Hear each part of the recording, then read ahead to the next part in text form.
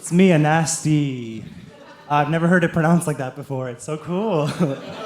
Anesti Danelis. You guys don't even know me, so it doesn't make sense. Hi guys, I'm Anesti Danelis. Nice to meet you guys. How are we doing? Are we good? I know it's a long name, it's a Greek name, you don't have to memorize it, just make it easy for yourselves, you know? Like, remember my first name, and then stop at the first initial of my last name. Like, Anthony A, or Cardi B, or Anestd. Yeah, an STD is my name. Remember when they changed it to STIs? Best day of my life.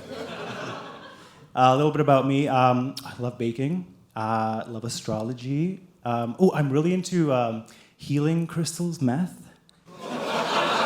So good. Have you tried? No? Just rose quartz. You have to try meth. They're so addictive, you guys. You can't have just one. They're amazing. I'm from a loud traditional Greek family, which is why I love feta cheese and am in therapy. Yeah. But I was born here in Canada, so I'm a first generation born in Canada. Do we have any first generations here? Oh, who said I? Nice. What's your name? Julio. And where is your family from? Guatemala. Cool. On a scale from 1 to 10, how stereotypically immigrant is your family? 1,000. Yeah. It's never like in between. You either don't practice your culture or you have like every drawer is filled with shopping bags. Right? We get it. So I know we're culturally different, Guatemala, Greek, but we have one thing in common in, the G. And Guatemala. Okay, now we have 2 things in common. Holy shit. Oh my God, we're more alike than I thought. No, but the more important one, we were probably both hit by slippers. But also the G. I don't know why that's like the weapon of choice for immigrant families. You know, it's on their feet. They're like, I have a weapon here. You know, I feel like if there's like an army of immigrant parents, their weapons would just be slippers and guilt, and they would win every time. Any Greeks here? Great, just me. Sometimes I just do shows so you could meet a Greek. We're real, it's not just my big fat Greek wedding. No fans? Okay, good. No, we exist, I'm here. I come from a Greek family, and my mom is very, I noticed that traditional Greek families and immigrant families are very paranoid. They think that the world is out to get them. Like, when I opened my first bank account, my mom was like, why are you doing that? They're going to steal your money. Like, Mom, they're not. She's like, don't come crying to me when they steal your money, which they will. When I went on, my first party, my mom was like, oh, watch your drink. They're going to drug you and steal your money. Even when I went on my first date when I was 15, my mom was like, careful. She's going to drug you, kill you, and steal your money. I was like, who hurt you, Mom? But she kind of made the whole world paranoid for me. And it kind of trickled down into dating. And this is a story of me dating while influenced by my paranoid Greek mom.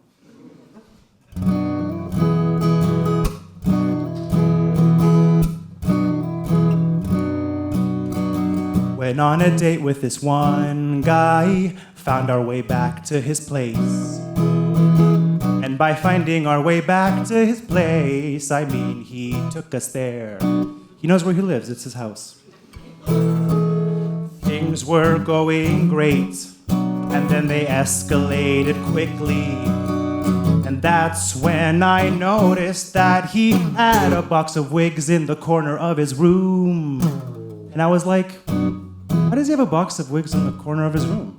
And they were all different shapes and cuts and colors. And I was like, why would he have that? But then it hit me. Are those really wigs, or did he lure me here to scalp me? I hope that I don't die on this first date. I hope I stay alive. I hope I don't get scalped on this first date, especially after I paid for drinks. Imagine getting scalped after you paid for drinks. That's so embarrassing, you guys. And then he looked at me and said, "You haven't touched your Diet Coke yet." And I said, "Oh, right. I forgot he was even there." Even though I meant, "Please don't scalp me. I just found a haircut that works for me." But then I drank it even though it might have been drugged, because I didn't want to be a bad guest. And that's when I noticed that he had a camera on a tripod in the corner of his room. And I was like, I'm gonna get scalped.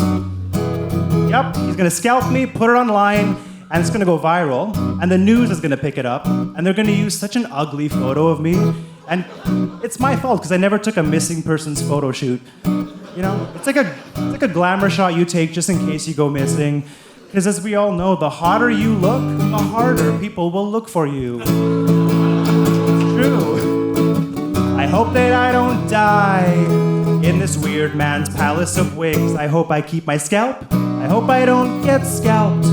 And I can leave here with my scalp, the scalp that I brought. I didn't bring my scalp here as a gift. I want to take it home. And then he ran his fingers through my hair. And I said, "You can touch, but you can't scalp. If you scalp, you buy."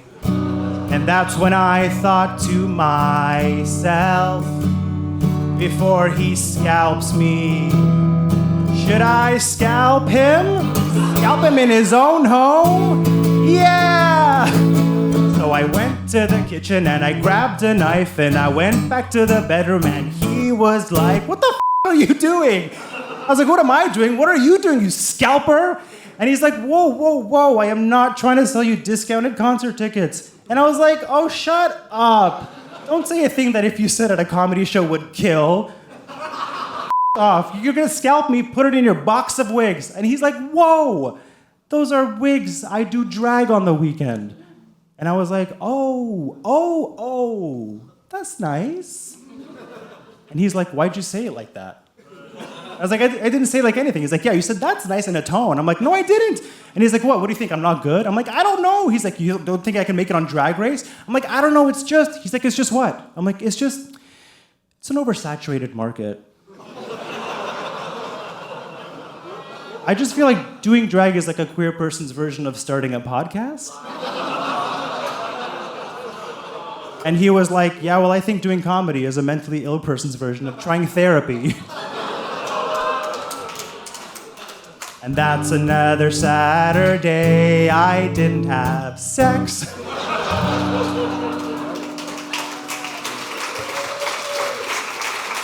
Thank you.